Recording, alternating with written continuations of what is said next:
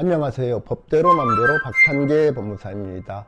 제 영상이 유익하시다면 구독을 꼭 눌러주세요. 오늘 제목은 실제 보증금보다 부풀린 보증금을 적은 계약서로 전세 보증금 대출을 받은 경우 보증회사는 책임질까입니다.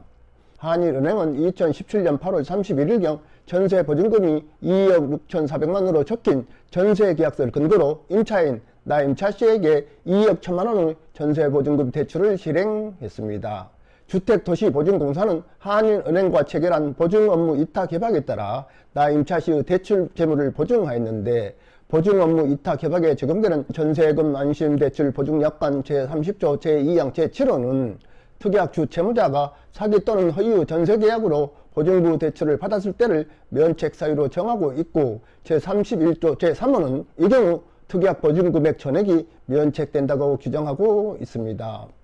즉, 사례에서 이러한 면책 규정에 부합된 것으로 판단된다면 나 임차씨가 대출받은 전세보증금을 갚지 않았더라도 도시보증은 한일은행의 전세보증금에 해당하는 금액을 갚지 않아도 된다는 의미입니다. 이 전세계약서상 보증금은 2억 6,400만원이나 나 임차씨는 임대인 주 임대씨에게 한일은행의 대출금 2억 1천만원과 현금 2천만원 합계 2억 3천만원을 지급하고 임차한 주택에 입주하여 주민등록을 마치고 확정일자를 받았습니다. 즉, 확정일자를 받은 전세계약서에는 보증금이 2억 3천만원으로 기재되어 있었던 것입니다. 그 후 대출금의 만기가 도래했음에도 나 임차씨가 한일은행에 대출금을 변제하지 않자 한일은행은 보증공사에 보증계약에 기한 사고 통지를 하고 보증금 채무 지급을 청구하였으나 이행하지 않자 보증공사를 피고로 하여 보증채무금 지급 청구해소를 제기했습니다.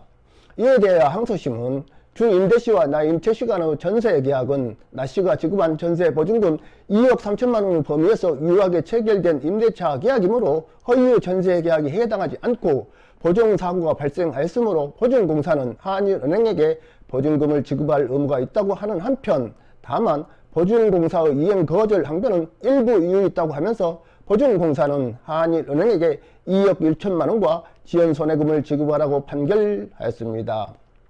보증공사의 상고에 따라 대법원은 약관은 개별 계약 당사자의 의도와 목적이나 의사를 참작하지 않고 평균적 고객의 이해 가능성을 기준으로 객관적 획일적으로 해석해야 한다. 그리고 특정 약관 조항을 그 목적과 취지를 고려하여 공정하고 합리적으로 해석하기 위해서는 특별한 사정이 없는 한 그 약관 조항의 문헌이 갖는 의미뿐만 아니라 그 약관 조항이 전체적인 논리적 맥락 속에서 갖는 의미도 고려해야 한다. 이 사건 보증약관 제30조 제2항 제7호는 사기 또는 허위 전세계약으로 보증부 대출을 받았을 때를 면책 사유로 정하고 있을 뿐 그 전세계약의 전부가 허위일 것을 요구하지 않는다. 이 규정은 보증공사가 진정하게 작성된 전세계약서에 따라 정상적으로 실행된 전세금 대출에 대하여 보증하기 위한 것이다. 여기서 말하는 허위 전세계약은 반드시 그 계약 내용 전부가 허위인 경우만을 의미한다고 보기 어렵고 일부가 허위가 되는 경우도 포함하는 것으로 해석해야 한다.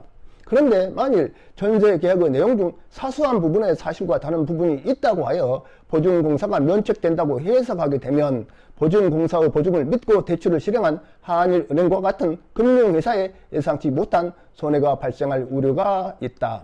그러므로 이와 같은 사정과 주택도시기금법에 따라 설립된 공법인 보증공사의 지위, 이 사건 전세 안심대출 보증의 취지, 이 사건 보증약관에서 특약 보증금액 전액에 대해 면책된다고 정한 점에다가 사기나 허위의 전세계약 대출로 인해 공적 재원인 기금이 부당하게 사용되거나 적정하게 분배에 사용되지 못하는 것을 방지할 현실적인 필요성 등을 함께 고려하면 보증부 대출의 근거가 된 전세계약의 허위성은 보증계약의 체결 여부 또는 보증 범위 등에 영향을 미칠 수 있는 중요 사항에 대한 것이어야 한다고 봄이 타당하다.